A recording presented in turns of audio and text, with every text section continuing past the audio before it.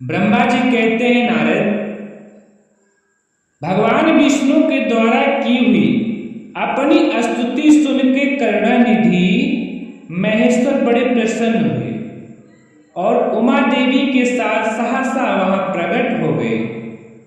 उस समय उनके 5 मुख और प्रत्येक मुख में 3-3 नेत्र शोभा पा रहे थे। भाल देश में चंद्रमा का मुकुट सुशोभित था।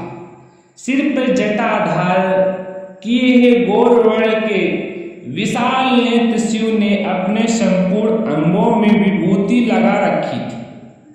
उनके 10 भुजाएं थी, कंठ में नील चिन्ह था, उनके श्री अंग समस्त आभूषणों से विभूषित था। उन सर्वांग सुंदर शिव के मस्तक भस्ममय त्रिपुर्ण से अंकित थे। ऐसे विशेषणों से युक्त परमेश्वर महादेव जी को भगवती उमा के साथ उपस्थित देखा मैंने और भगवान विष्णु ने पुनः प्रिय वचनों द्वारा उनकी स्तुति की। तब पापहारी करुणाकार भगवान महेश्वर ने प्रसन्नचित होकर उन श्री विष्णु देव को श्वास रूप से वेद का उपदेश दिया। मुने उनके बाद शिव ने परमात्मा श्री हरि को गूढ़ ज्ञान प्रदान किया, गूढ़ ज्ञान प्रदान किया। फिर उन परमात्मा ने कृपा करके मुझे भी वह ज्ञान दिया। वेद का ज्ञान प्राप्त करके कृतार्थ हुए। अब भगवान विष्णु ने मेरे साथ हाथ जोड़ महेश्वर को नमस्कार करके पुनः उनसे पूजन की विधि बताने तथा सदुपदेश देने का उपदेश देने के लिए प्रार्थना किया। ब्रह्मा जी कहते हैं, मुने श्री हरि की यह बात सुनकर अत्यंत प्रसन्न हुए। कृपा निधान भगवान शिव ने प्रीत पूर्वक यह बात कही। शिव बोले, सूर्यश्रेष्ठगण, मैं तुम दोनों की भक्ति से निश्चय ही बहुत प्रसन्न हूं। तुम लोग मुझ महादेव की ओर देखो। इस समय तुम्हें मेरा स्वरूप जैसा दिखाई देता है वैसे ही रूप का प्रयत्न पूर्वक पूजन चिंतन करना चाहिए। तुम दोनों महाबली हो और मेरे स्वरूप भूता प्राकृति से प्रकट हुए हो। मुझे सर्वेश्वर के दाएं बाएं अंगों से तुम्हारा आविर्भाव हुआ है। ये लोग पितामह ब्रह्मा मेरे दाहिने पार्श्व से उत्पन्न हुए हैं और तुम विष्णु मुझ परमात्मा के वाम पार्श्व से प्रकट हुए हो। मैं तुम दोनों पर भली भांति प्रसन्न हूं और तुम्हें मनोवांछित वर देता हूं। मेरी आज्ञा से तुम दोनों की मुझ में सुदृढ़ भक्ति हो। ब्राह्मण,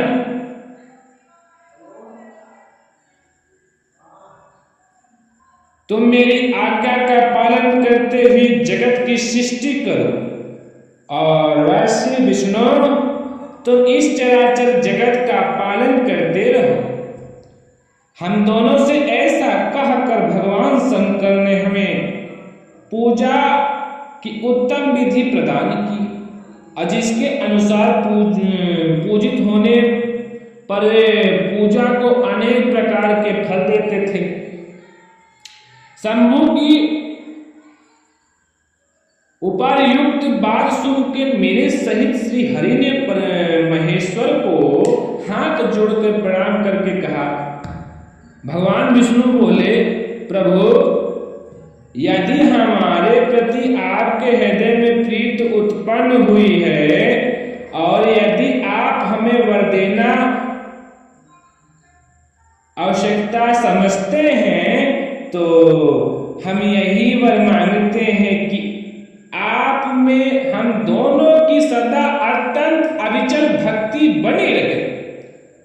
ब्रह्मा जी कहते हैं, मुने श्री हरि की यह बात सुनकर भगवान हर हर ने पुनः मस्तक झुकाकर प्रणाम करके हाथ जोड़कर खड़े हुए उन नारायण देव से स्वयं कहा। महेश्वर बोले, मैं सृष्टि पालन और संहार करता हूं, सगुण और निगुण हूं तथा सच्चिदानंद स्वरूप निर्विकार परम परमात्मा हूं। विष्णु, सृष्टि, रक्षा और प्रलय रूप गुणों को अथवा कार्यों के भेद से मैं ही ब्रह्मा, विष्णु और रुद्र नाम धारण करके तीन स्वरूप में श्री भक्त हुआ हूं। हरे, वास्तव में सदा निष्कल हूं। विष्णु, तुमने और ब्रह्मा ने मेरे अवतार के निमित्त जो स्तुति की, तुम्हारी उस प्रार्थना को मैं अवश्य सच्ची करूंगा, क्योंकि मैं भक्त वत्सल हूं। ब्रह्मन, मेरा ऐसा ही परम उत्कृष्ट रूप तुम्हारे शरीर से इस लोक में प्रकट होगा, जो नाम से रुद्र कहलाएगा। मेरे अंश के प्रकट हुए रुद्र की सामर्थ्य मुझ में कम नहीं होगी। जो मैं हूं वही यह रुद्र है। पूजा की विधि विधान की सृष्टि से भी मुझ में और उसमें कोई अंतर नहीं।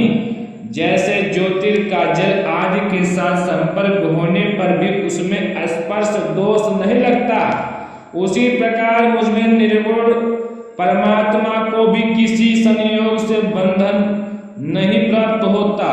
यह मेरा शिव रूप है। जब रुद्र प्रकट होंगे तब वे भी शिव के ही तुलना होंगे। महामुने, तुम्हें और शिव में परायेपन का भेद नहीं करना चाहिए।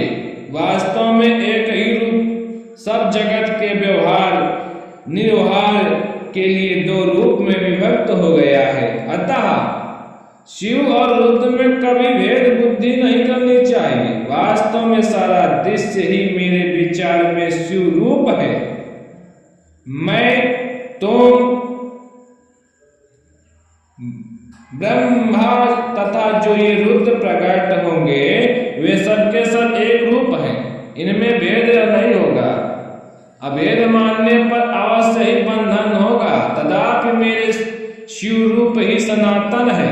यही सदा सब रूपों का मूल भूत कहा गया है। यह सत्य है, ज्ञान और अनंत ब्रह्म है। ऐसा जान के सदा मन में मेरे यथार्थ स्वरूप का दर्शन करना चाहिए। ब्रह्मन, सुनो, मैं तुम्हें एक गोपनीय बात बता रहा हूं। मैं स्वयं ब्रह्मा जी की विभूति से प्रकट होऊंगा। गुणों में भी मेरा प्रकट कहा गया, जैसा कि लोगों ने कहा है। हर तामस प्राकृतिक है। वास्तव में उस रूप में अहंकार वर्णन हुआ है। उस अहंकार को केवल तामस ही नहीं, वैकारिक सात्विक भी समझना चाहिए, क्योंकि सात्विक देवगण वैकारिक अहंकारी की दृष्टि है। या तामस सात्विक आदि भेद केवल नाम मात्र का है, वास्तुता नहीं है। वास्तव में हर को तामस नहीं कहा जा सकता। ब्रह्मन, इस कारण से तुम्हें ऐसा करना चाहिए, तुम जो इस सृष्टि के निर्माता बनो और श्री हरि इसका पालन करे, और मेरे अंश से प्रकट होने वाले जो रुद्र हैं वे इसका प्रलय करने वाले होंगे।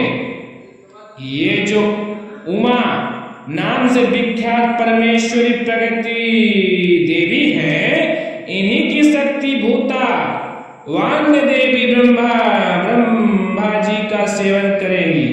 फिर इन प्राकृतिक देवी से वह जो दूसरी शक्ति प्रकट होगी वे लक्ष्मी रूप में प्रकट होगी, विष्णु का आश्रय लेंगे। तदंतर पुनः काली नाम से जो तीसरी शक्ति प्रकट होगी वे निश्चय ही मेरे अंशभूत रुद्र देव को प्राप्त होंगी। वे कार्य की सिद्धि के लिए वहां ज्योति रूप से प्रकट होंगी। इस प्रकार मैंने देवी शुभ स्वरूप पराशक्तियों का परिचय दिया।